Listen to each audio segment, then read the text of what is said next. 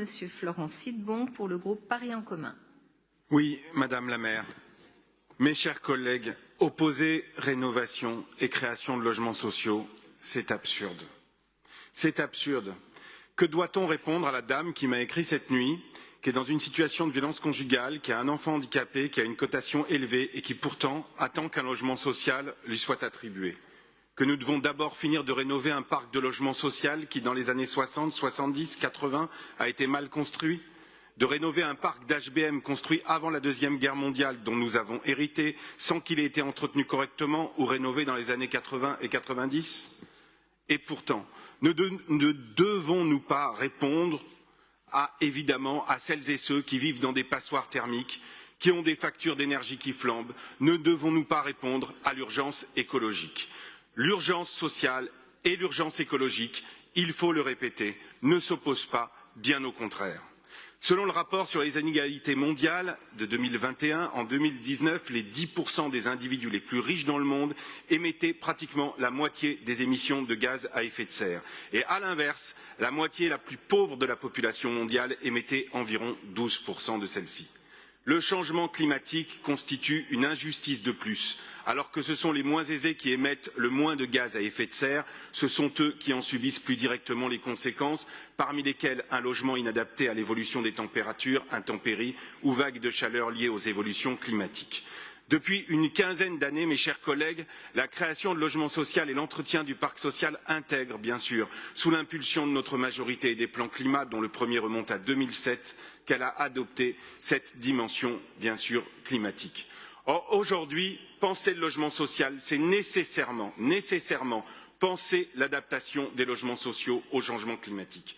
Ainsi, ce sont plus de 58 000 logements sociaux qui ont été rénovés ou sont en passe de l'être. Dans le 15e arrondissement, depuis 2009, ce sont 1995 logements dont la rénovation a été financée et 1467 dont les travaux ont été achevés. Et il est d'ailleurs heureux, à l'instar de la production de logements sociaux, que les rénovations de ceux-ci se décident à l'échelle de Paris et non à l'échelle de l'arrondissement. Utilisation de matériaux décarbonés, bio, géosourcés, changement de fenêtres pour une meilleure isolation thermique, travaux sur l'isolation, la ventilation et le chauffage pour limiter la consommation énergétique sont autant d'aspects sur lesquels les bailleurs sociaux s'attellent sur chaque opération de rénovation. Le confort d'usage intègre bien sûr désormais pleinement le souci du confort d'été et le recours aux énergies renouvelables dans l'optique de la sortie des énergies carbonées.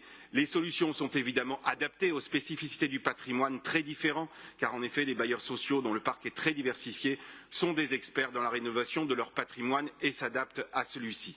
Alors, je veux souligner, chers collègues de droite, vos incohérences.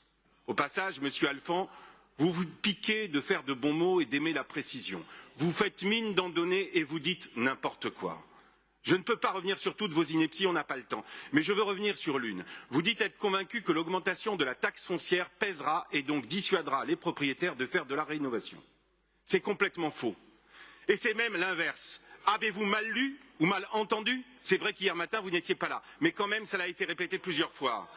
Il y aura une exonération de 100% du paiement de la taxe foncière pour les propriétaires qui feront des travaux de rénovation thermique.